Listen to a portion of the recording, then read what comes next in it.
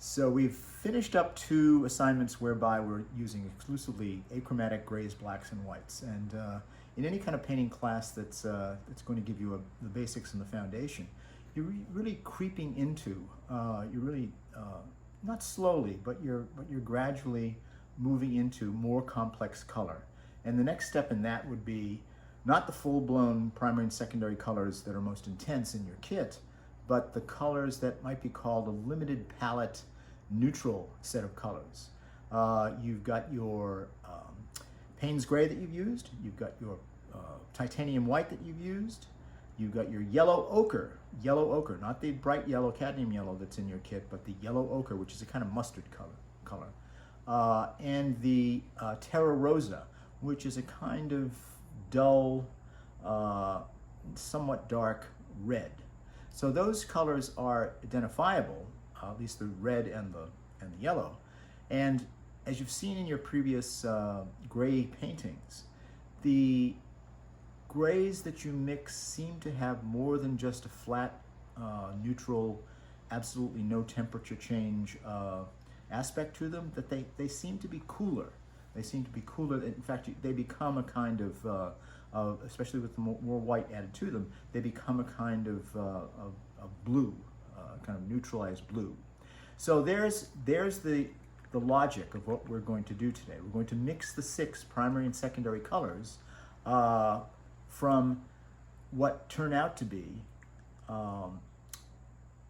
the blue, which is the titanium white and Payne's gray, and the yellow ochre and the terra rosa red. What I've done on the palette is to lay out the colors I've just talked about, and as always when we begin painting with the acrylics, ever so slightly miss the colors and the palette so that they stay more workable. As you can see from here, the terra rosa is a kind of brownish red, the yellow ochre is a kind of mustard yellow, and the white and black are just that at this point, white and black. However, if you especially begin to mix an amount of titanium white with a bit of black, you not only get, as we've seen in the past with our last 2 paintings, a kind of gray,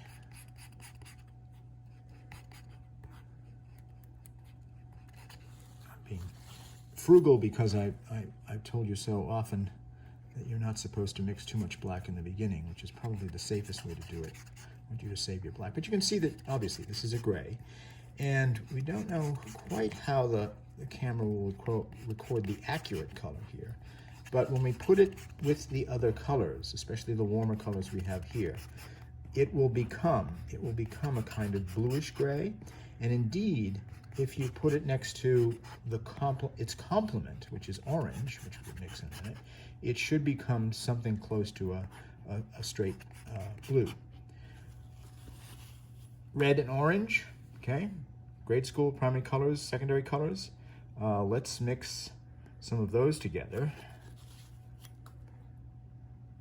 and see, again, the red, like the black, tends to be fairly powerful, and that's a too red color that's heading towards orange, but not there yet. So I'm gonna take a great deal of this and try to get it to a little bit more orange. The orange is the toughest one to, he says, making excuses for himself, but the orange is indeed, with this limited palette, the toughest one to get as an intense color. And as we'll talk about, with your complementary colors juxtaposed, surrounding, or put side by side with one another, you can increase the intensity of a color by putting it next to its opposite. And the complements, which you'll have in your instruction sheet, are the colors opposite one another on the color wheel, which are blue and orange, red and green, and violet and yellow. Okay, that's beginning to get at least a bit more orange than we started with. So there is a kind of secondary color.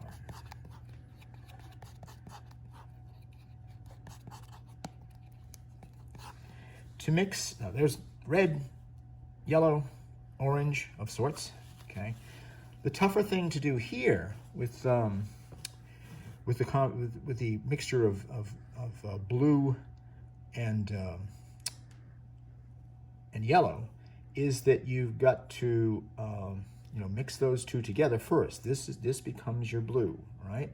So let's see if this is blue enough. This gray is blue enough to become a kind of green.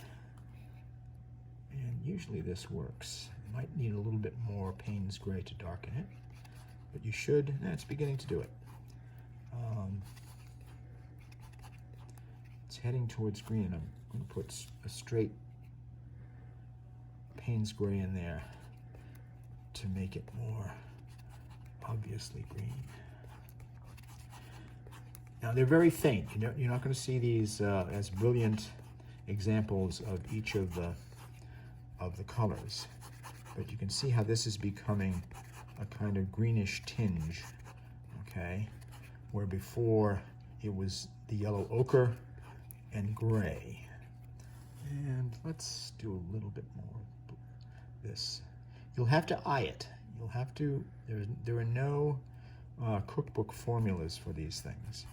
You'll have to experiment, and try to get what you're aiming for by a kind of seat of your pants kitchen made up recipe. Now there you really begin to see it as being more green. And purple, violet, is a tough one to mix. One, because you have to start with the blue, okay? And this is a fair amount of blue. I'm going to put this off to the side and mix one more blue that might be a little bit darker. So there's Payne's gray plus titanium white.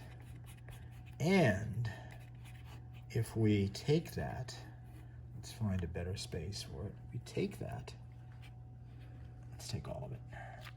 Take that as a kind of gray blue, and we mix. This is a really hard one to see perhaps with this camera, but a bit of red in that should begin to move it towards a violet. It's a little too red, but we can easily bring that back with more of the Payne's gray.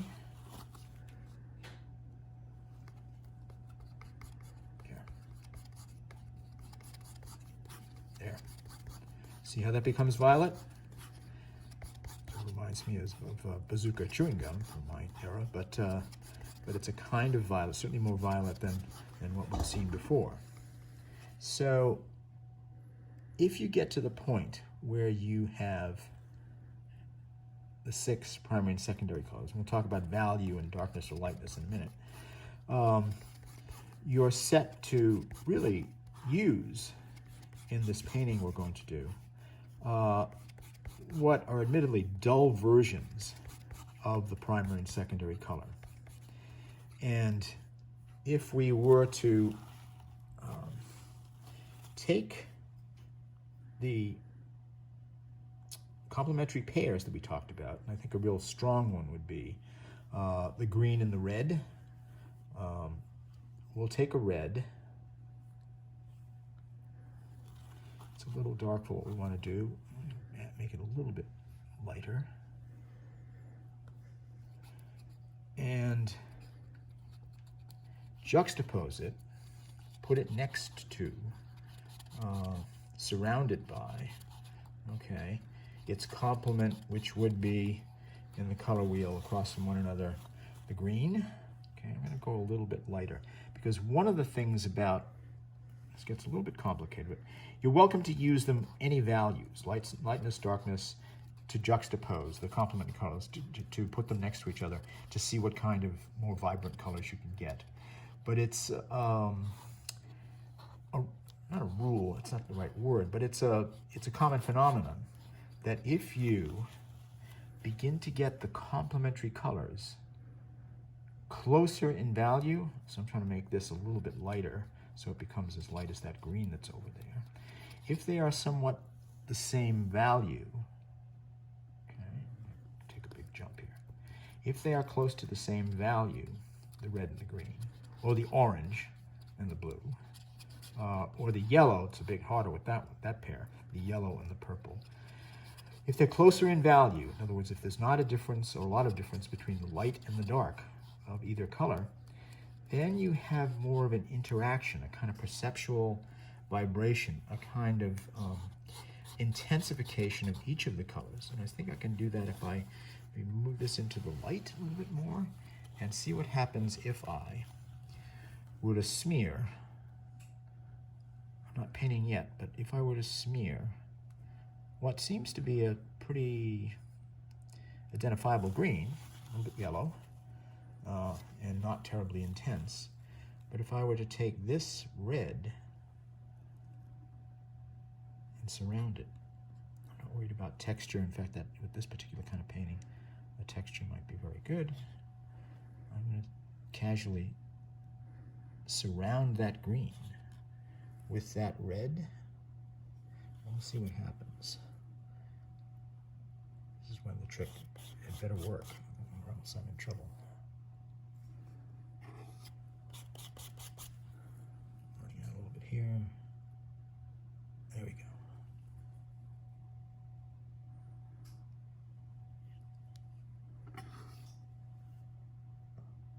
Well, that's done messily and casually, but see what happens, especially with a slightly more expansive bit of red. It becomes a more intense hue. So we have seen what happens when red and green go together, and despite the fact that they were pretty dull colors to begin with, and they're not, day glow at this point, but they're a lot more identifiable, they are a lot more intense than they were in the beginning. So let's try another one of the two complementary pairs, and on this other paper canvas surface here, I'm going to put down a spot of what seems at this point to be pretty brown orange, not terribly intense. And what is the other color that's going to intensify that? It's blue, and that blue is going to surround this dull brown orange at this point. And with any luck, we'll see how it affects the reading of that central color. This whole territory of this whole subject of color interaction is called simultaneous contrast, or the relativity of color. And you can see that color is not only mixed, color is not only mixed on the palette and then applied to the canvas, but it is the position, the placement, the environment of the color that makes it a color. So I admit that many of you who are seeing this rightly, might conceive these and perceive these to be a dull gray, a battleship gray, and a kind of warm brown. You're not far off on that, but when you begin to put them into a whole field of color, as you'll see in the examples you're about to experience, it becomes a much more lively environment of more identifiable color. So that to make a long story short, the objective of this particular kind of assignment is not just to use the complementary interactions, but play out a number of different kinds of color qualities. Among them, very intense colors, warm colors, cool colors, dark colors, light colors, and you will be more sensitized to the actual subtle changes in color if you experience this kind of what seems to be, a dull, low-grade, subtler, a nicer expression, nicer description would be a subtle approach to color. The last complementary pair, where we can try to make them more intense with one another, would be purple and yellow. Now, naturally, in the spectrum, in most of your color tubes, you'll notice it's a common, obvious thing that yellow is so much more light than purple as a color in value, get lightness and darkness. So our rule, or our little sensitivity explanation before, was that if these two colors are closer in value, they radiate into one another and become more intense.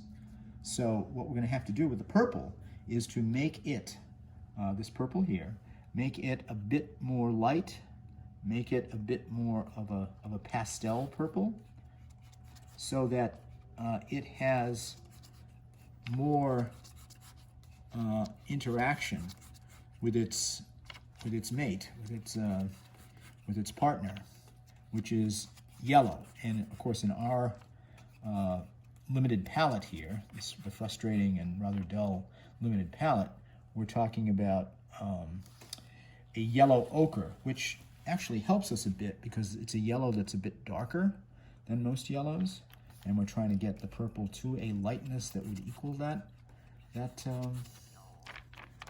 value. Let's see, keep checking it here. I might want a little bit more. Purple is a hard one to get, he says, but we'll see how it goes. Again, when you look at the examples of full fields of color, whether they're the organic kinds of paintbrush strokes that you may do, or the geometric patterns, quilt patterns, geometry fields that you might do, you'll see a good example of all of those. You are, trying to make these values closer together, and those become just a part, a big part, but just a part of the other sorts of color contrasts and qualities you're going to get. Again, I'm going to be lazy and not use my brush and put what appears to be a kind of purple smear on the surface, getting off the palette and taking what was a pure yellow ochre squeezed from the tube, and I'm going to surround that. I'm going to move that around the purple center, trying not to mix them. If you mix them, and this is a really important thing that I haven't talked about yet, when you mix the complements, what do you get? Those of you who've painted before, you know. When you mix the complements, you get mud. You get, this incredibly dull negation of all. I'm doing it here. Of need more yellow ochre, no problem. When you mix them together, the red and the green, the yellow and the purple, the orange and blue, they kill each other in terms of their intensity. They kill each other in terms of their chroma, their being a color. I'm going to really cheat by making this a really big field of yellow around that purple. So although they're a little bit different in value, I think I could have made the purple, left the purple a little bit darker. Nonetheless, they're close enough to make that dot, that circle in the center, more like a violet, like a purple, than its original two colors. I'm going to begin painting the field of colors in a more organic and loose way, and the way to begin that would be to simply lay in solid brush strokes. Lay in brush strokes that are opaque, I hope, and solid. They don't have to be hard-edged and geometric in this particular kind of style. And if you work so that you are almost accidentally putting in clusters of paint, okay? They don't have to be parallel. They can be very expressively squiggly and unpredictable.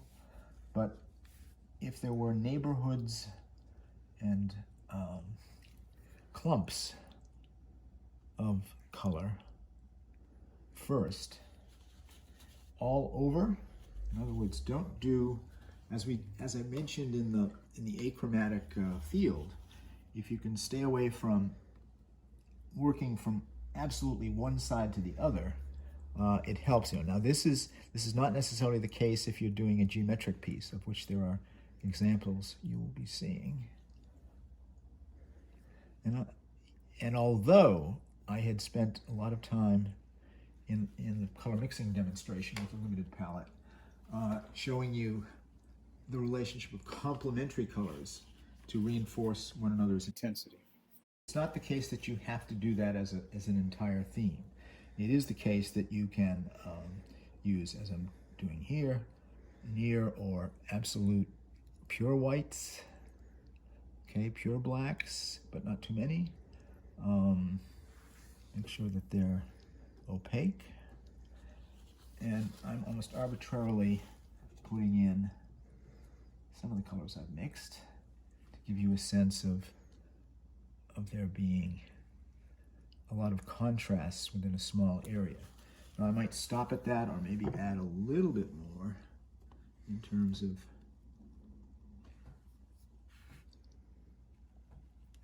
color juxtaposition. Let's do a little bit of green here against that red, as we did in the beginning. And I'm going to try to make it a little bit more shaped and energetic. It's up to you as far as the language, the handwriting, the expressive gesture that you're going to make with your paint. So once I've done that, what if I do almost arbitrarily another section? Here I'm using a straightforward out of the tube Payne's Gray, being a little bit more gestural with the brush stroke, and putting other colors around it, beside it, and they can be, subtly related to that color, or they can be entirely different for contrasts. Here's gray. Very often you can make small clumps of things that are, I don't like that edge, so I'm going to paint it out, that are related to one another. Say I wanted to do almost a value chart of gray at one point. That's okay. So any of the colors can be contrasted both in terms of their relatedness, their closeness in quality, or their like complementary colors or strong value differences, their strong visual contrast with one another, but aim for a rich variety of things. I'm going to keep this almost achromatic here. There's a darker one. And unlike me, you want to make them fairly opaque and solid. For the organic and sort of free-form brushstrokes, I think there's no problem with there being texture. In fact, it might even add to the expressive physical quality of the painting itself.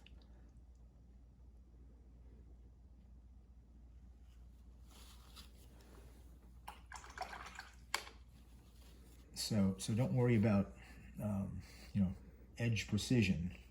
Just don't have them blend with one another. The thing you want to avoid is that each of the color strokes should be somewhat solid and even, as I'm trying to do here.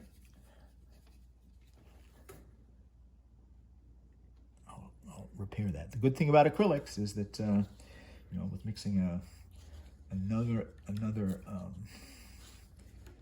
set of colors, you can indeed make them disappear by simply going over them. The good thing about acrylics is that once it's dried, and I'm going to rush things because I want to get on with this, but once it's dried, there's no reason why you can't paint over. So as I said in the sheet, there's not necessarily a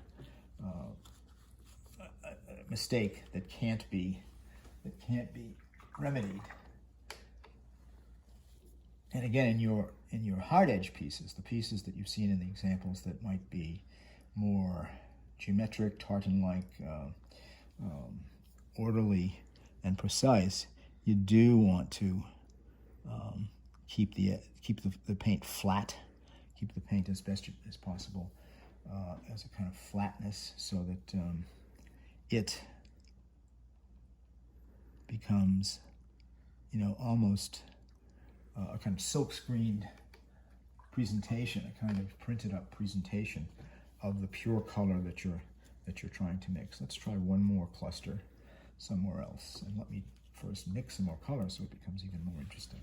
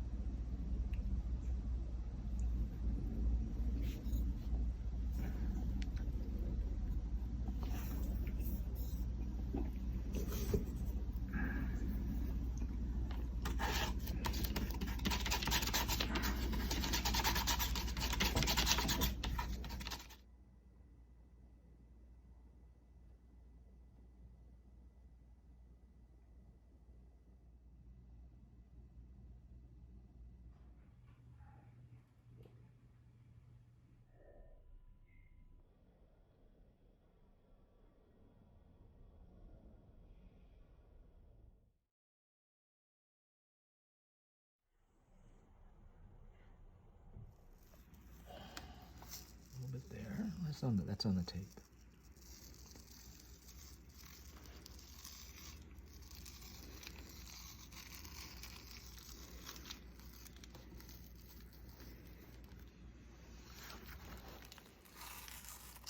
Nice. Really.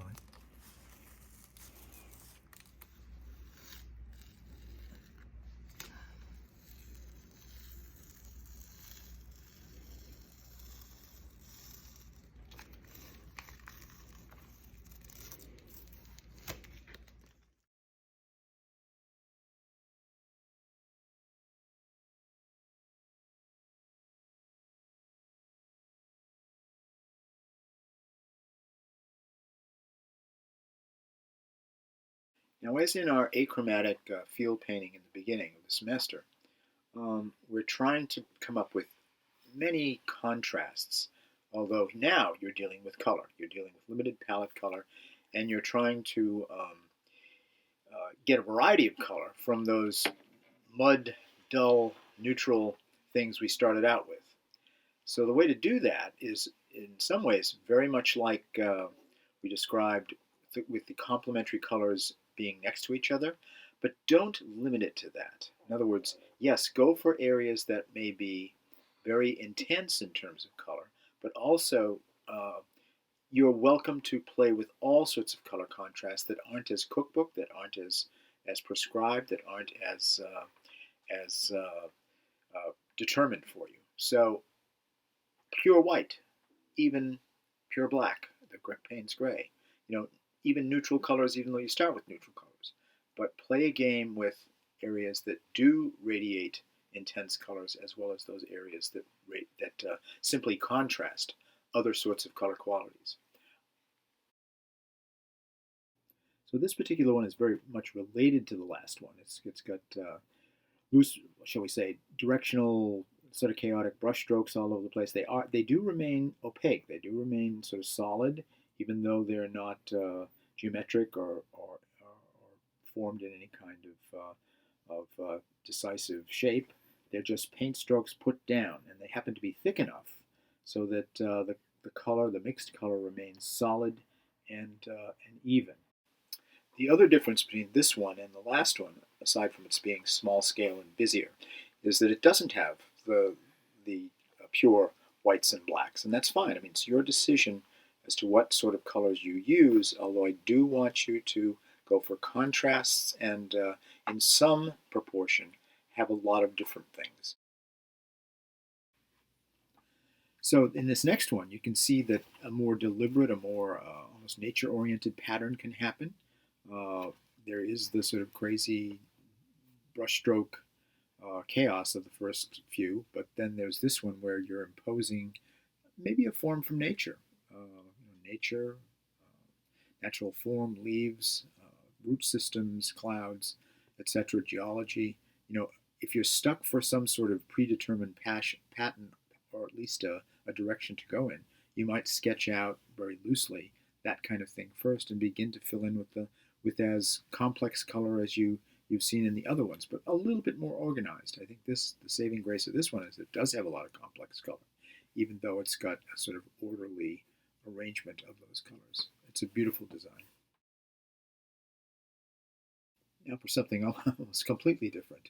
Here you have almost a tartan-like geometry where you've got to mix a fair amount of each of the colors you're going to use and lay them in a kind of organized pattern. I love the way these things sort of interweave and become spatially interesting because things are on top of or behind others.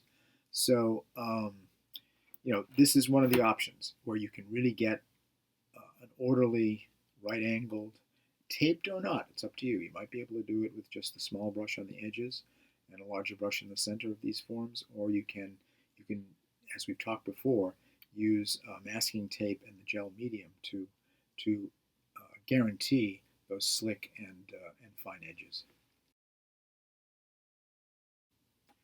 Now this one I think is a beautiful human compromise between kind of precise and right-angled, almost architectural cold geometry, and something that's regular, something that's repetitive, but it's a little more joyful, it's a little more playful.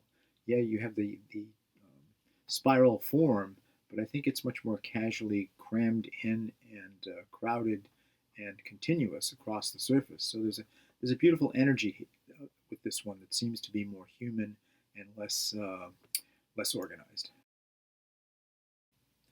Again, back to organization, but so complex. There's a system here, but it's not necessarily symmetrically done color-wise. There's a pattern laid out, but I think the pattern itself becomes an excuse to do lots of different things in each section.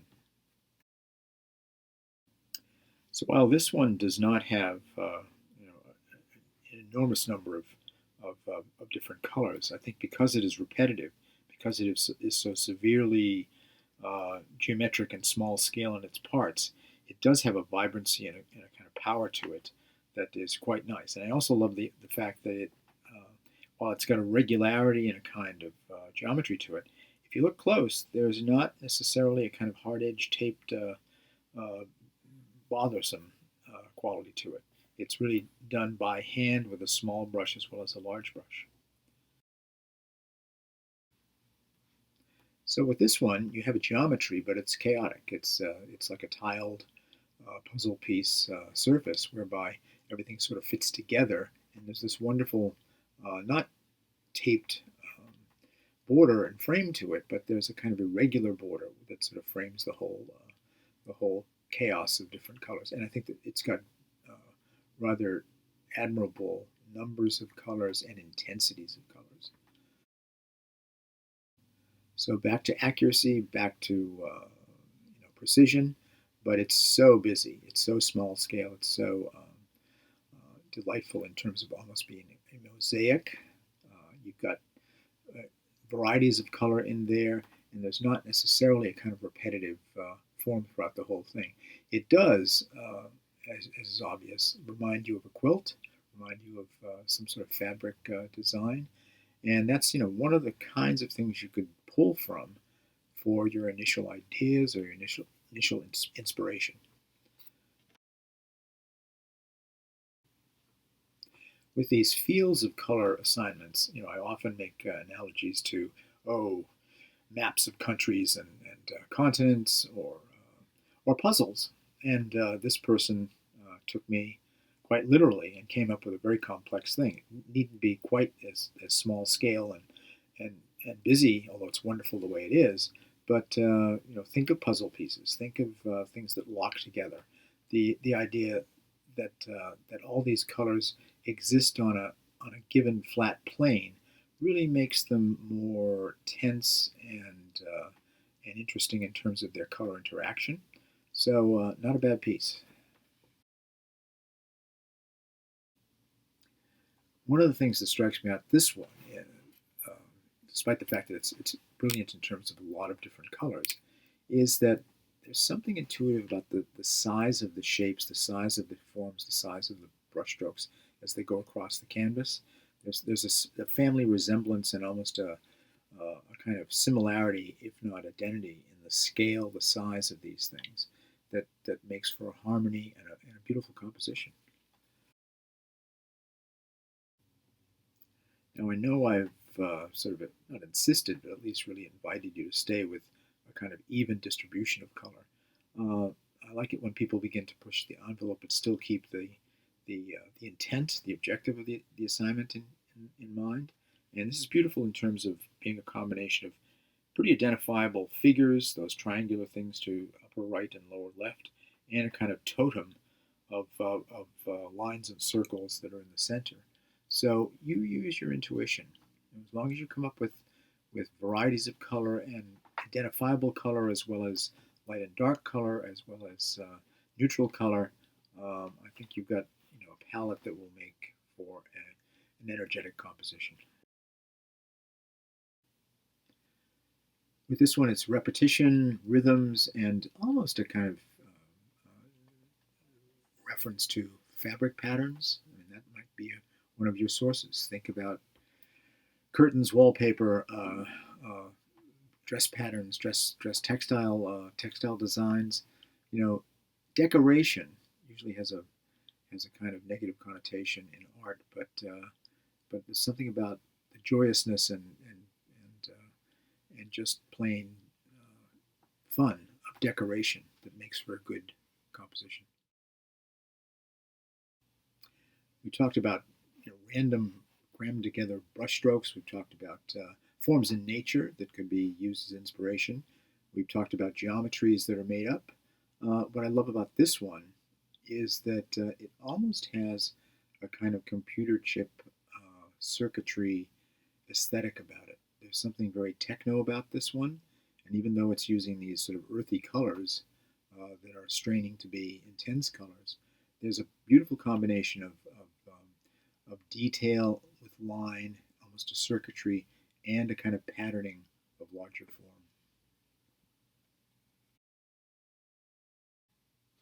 We've seen lots of geometry before this one, and this is indeed a kind of regular geometry.